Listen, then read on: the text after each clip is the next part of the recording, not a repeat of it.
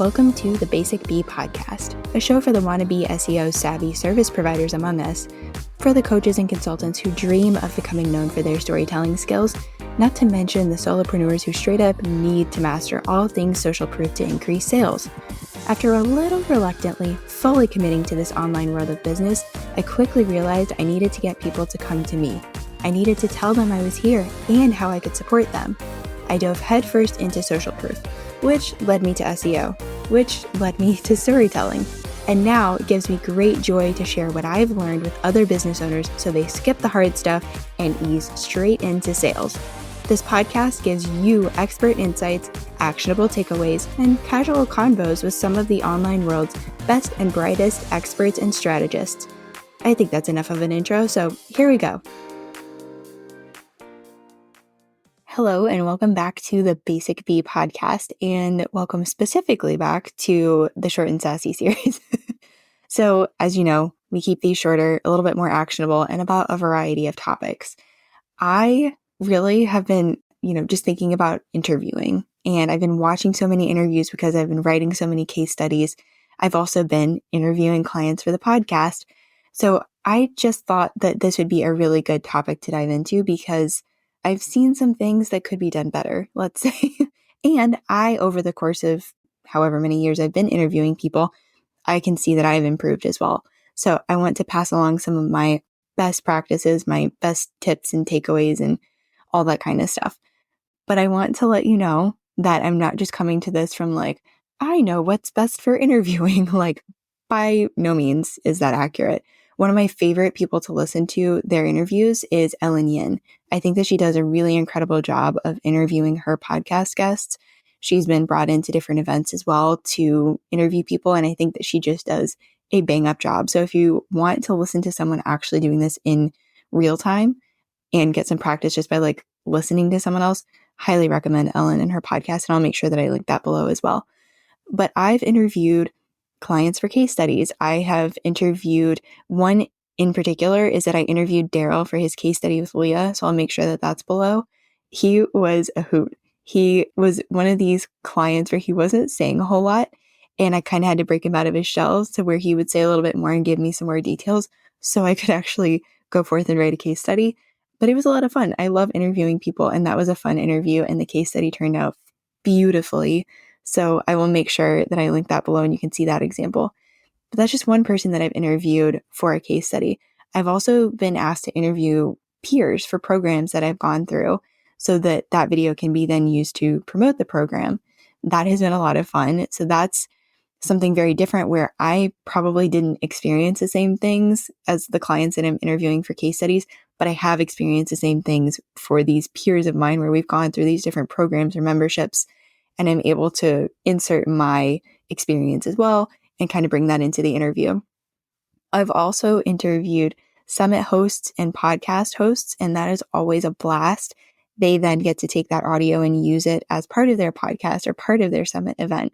So that's been really, really fun. And I've done that a few times in the last year. I love it. Also, as I mentioned, I think I've told you this before, but part of my process for writing case studies, if I'm not doing the interviewing, that's option A. Option B is that the person I'm writing the case study for already has an interview. That might be a podcast interview where they had their client come on and they were asking them different questions about their experience. Or it could be a Facebook Live that they then give me the link to. Or this is probably the most common one, is that there is an interview, a video interview that's been done and it's just hiding on a Google Drive. So I've listened to and consumed these interviews in order to craft case studies. One person I did this for is I watched Ashley and Angela's interview so that I could write that case study. And again, I'll make sure that that's below so you can see an example. And then lastly, which I actually mentioned at the beginning, was that I've interviewed countless podcast guests for my shows. And it's just been so fun to talk to people, but also to see how I can make their experience better and make for a better interview. So that is my credentials, I guess, if you will, for interviewing. And then these are the things that I really want to dive into. So first off, how do you even begin an interview? I would say this is probably the most awkward thing that I really wasn't sure how to begin interviews. I just like talking to people, and I'm not someone who really does small talk or fluff. So I just want to get to it. I just want to get to the point. And I kind of had to bring that in for when I'm interviewing, again, podcast guests or people that I'm going to write a case study about. So a few things have helped me. I will chit chat with the people before I hit record, and I will say a lot of this stuff to them. So I will first off set expectations. I will say I make sure that I do most of the talking up front because I find that that really puts the other person at ease. They understand what I'm looking for. They know how they can do quote unquote their best. And it just gives them a lay of the land so they know what's coming. So set expectations. Some things there would be, we're going to get into a 30-minute interview. This is what it's going to look like. This is how it's going to flow. I love sharing with them how it's going to be used. So if it's not going to be used at all, I will let them know that. If it's going to be used for a Facebook Live or something like that, I will let them know that. And that is often something that I've already asked my client before I even get into the interview. I will then ask them, after I give them all this information, I'll ask them if they have any questions.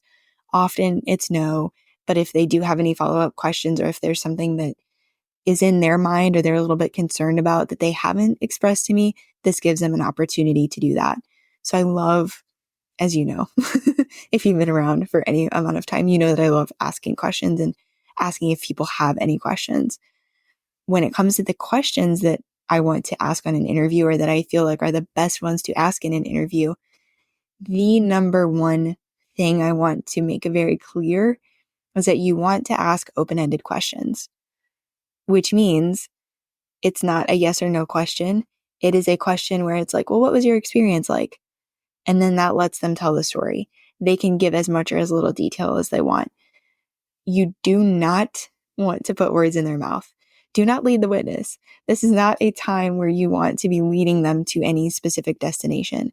You want their words because that is where, when you get really good testimonials or when you get really good one-liners from clients, that happens because they are using their own words.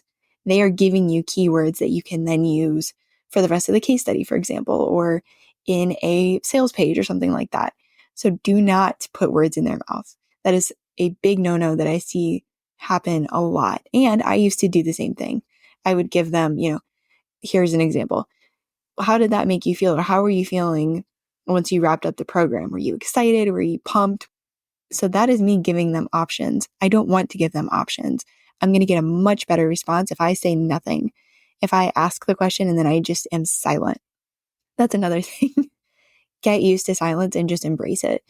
With me being a massage therapist, like I am quite comfortable with silence, but not everyone is. And that is something that you really need to embrace in order to have a good interview. If this is an interview that's going to be used in a podcast, you can always edit out those silent spaces, but let there be silence because their brain, whoever you're interviewing or talking with, their brain is going. They're thinking, they're trying to find that answer. So give them space and give them time to come up with an answer for you that they feel really good about and that they feel really strongly about. What should you then notice about the person that you're interviewing? This is me probably just being like a highly sensitive human that I am, where I'm a little too observant sometimes, but often my observations make for a better experience for someone like I mentioned. So what do I want to notice about the person that I'm interviewing? I want to pay attention to, are they repeating themselves? If they are, I probably don't need to ask that question again. I don't need to rephrase it. I don't need to come back to that point because if they're saying that, they're going to keep saying that. Also, it could be that maybe I do need to rephrase the question and ask it from a different angle or lead them into it just a little bit differently. But notice if they're repeating themselves. What is their body language like? Are they leaning in? Are they really closed off? Are their arms closed? Are they wrapping into themselves? If they're doing anything that looks like, going into a fetal position, they're probably really not comfortable. So we just want to notice that and think through how could I make them more comfortable? For me, I like to laugh. I like to joke. It's a way that I am able to just set someone at ease and kind of disarm them, if you will, and it lightens the mood. However, that is also something that you want to pay attention to. Something that I've done recently is when I'm doing interviews, I will kind of test before we're even recording to see if that person will respond to humor. So I might crack a joke before we've hit record, and I'm going to notice like, okay, did they respond to that? Was that something that they're just like, they're typically more of like a reserved kind of, the only word that's coming to mind is like stiff, more of a straightforward, more of a serious kind of personality. You want to notice that. Sometimes humor will have someone kind of like break a little bit and have them open up a little bit more. Sometimes it doesn't have that effect. So I usually test that before we're recording, and maybe you could do that too. So those are just some things to notice about the person while you're actually recording. Now, when it comes to how long an interview should be, it depends on the situation.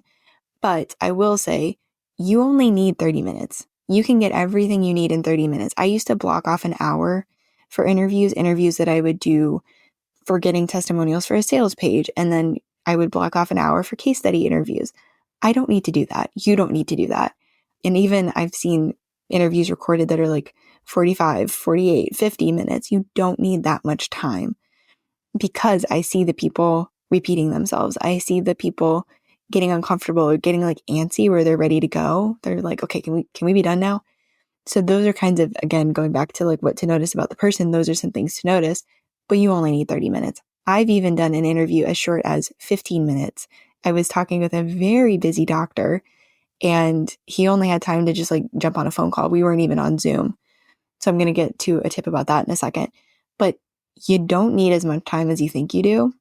And coming to the interview with a set, prepared little list of questions will really help you maximize the time that you have with that person. And by recording the interview, it's going to enable it to move a little bit faster as well. So, do you need to record these interviews? Is that something that you actually need to push for? No, you don't need to push to record interviews. However, whenever that has been the case, like with this doctor with the 15-minute interview, I clarified with him, this might take a little bit longer because I'm going to be scribbling notes the whole time that we're talking. I might repeat myself, or I might ask you to repeat something so that I can make sure that I grab that quote from you. And he was very okay with that. We only had 15 minutes. We only had a phone call, and we made it work.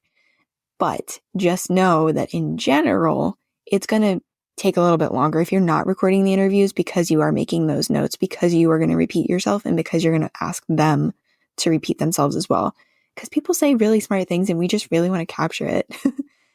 So I've also had people ask me not to use the video. That was something that they didn't want to be on video. They didn't want the video to be repurposed in any way. And I honor that. I am a big stickler that if someone says, this makes me uncomfortable, I don't want to do it, we're not doing that. If they're okay with me recording the interview so that I can make the most of our time and be super efficient, then I let them know, I'm going to be recording this. It's only going to see my eyes and my ears. It's not going to anybody else. And when I delete this, I will confirm that with you. So I've even sent emails to, this has happened twice. I've even sent emails to those folks and included a screenshot where it was like, video deleted or file deleted or something like that. And I will let them know, because I take that real seriously. If that's something that you're asking me to not use the video, I'm not going to let that video stick around longer than I need to. I'm going to go in, rewatch it, pull the quotes, maybe watch it a second time to make sure there's nothing that I missed, and then I'm truly going to delete it. So just know that you don't need to record it. If you're doing like a phone call and you're writing out notes or you're typing out notes, there's going to be some repetition. Just again, set expectations and let the person you're talking with know that, and know that it might take a little bit longer if you're writing or typing and talking and trying to like remember where you want to go. In the copywriting world, it's called pulling on a thread. So if I come to an interview and I have 8 questions listed out, but then they say something and my brain is like, oh, I'm going to go ask more about that. That's pulling on a thread. And even that's going to be something that I'm going to have to write down. So when it comes to interviewing, there are a lot of things to take note of, a lot of things to take stock of. You really want to be paying attention to the person and just noticing how they're feeling and what their body language is telling you. You want to come in prepared with a list of questions. You want to set expectations for sure. You don't need more than 30 minutes. And you want to be asking those open-ended questions. No leading the witness, please. But where do you go from here? There's a few different things that I can help you with as far as interviewing, and that you might want to come to me for interviewing assistance, let's say. So if you want to outsource interviews being done, I do that. That is something that I absolutely love. you can DM me or fill out the contact form on my website and we can talk through specifics. But do know that that is something that I do. I love doing. And I always confer with you first about like, what do you actually want to get out of this interview? How is it going to be used? All that type of stuff. And I will ask you to introduce me to the person that I'm going to be interviewing so that it's not like, hey, I'm Brittany. I'm some random person who's going to be interviewing you and asking you a whole bunch of questions about X. Also, if you're interested in done for you case studies, but you don't have an interview, you don't have time to do the interviewing, you don't want to do the interviewing, know that that is a part that I offer. That is a service that I offer. So whenever we're talking through, on the initial call or the initial Voxer, when we're talking through specifics and the process and what to expect for you as well, I'll tell you that that's an option. Either you can come to me with a pre-recorded interview, or that is something that I can do for you. Also, if you want to get better with interviewing, that's a big focus inside the case study training program. And that's going to be starting on April 29th. So stay tuned because I'm really excited. But that is a huge focus. That is the first thing that we focus on. And you can always come to the calls or find me on Voxer and ask me any like follow-up questions. Or if you have an interview scheduled and you want to make the most of it, that is something that you and I can talk through before as well. And it's such an important skill being able to interview someone that I created a mini email course around this skill, this practice, this workflow. So keep your eyes open for that in March. There are resources. There's a live call for that. All kinds of goodness. It is an email course because I love them so much. So that's all I've got for you about interviewing. If you have any follow-up questions or clarifying questions about interviewing, about the process, about something that I just didn't even touch on, use the question submission link below that you'll see in the show notes, and I will talk to you next time. That was really something, wasn't it? Let that really sink in and guide you toward being the answer to even more Googled questions. Thanks so much for joining me this episode. You are the reason this show exists and that it keeps growing. Thanks to all those follows and reviews. If you know someone who could benefit from what was shared, send it to them. We don't do shy around here. If you thought of clarifying or follow-up questions while listening, you know what to do. Say hi on Instagram. Check the show notes for all the things that were mentioned, and I'll talk to you soon, friend.